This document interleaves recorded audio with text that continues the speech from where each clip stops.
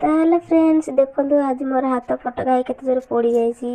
ବହୁତ କଷ୍ଟ ଲାଗୁଛି, ମୋତେ ପ୍ରବଳ ବି ରାଗ ଲାଗୁଛି। କ'ଣ କହିବି, ରାଗିକି ତ କାଜୁ ସବୁ ଚୋବେଇ ଖାଇଥିବି ଆଉ କେତେ ବେଶୀ ରାଗ।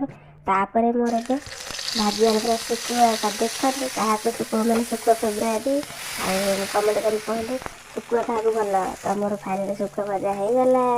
ଆଉ ଏପଟେ ଆମର ବୋଉ ରଖିଥିଲେ ବାପା ଆଣିକି, ତ ତାକୁ ମୁଁ ଟେକିକି ନେଇକି ଯିବି ଛାତ ଉପରକୁ। ତାକୁ ଦେଖନ୍ତୁ କେମିତି ଟେକିକି ଦେଉଛି ବିରି। ତ ମୁଁ ଏବେ ତାକୁ ଶୁଖେଇ ଦେଇକି ଆସିଲି।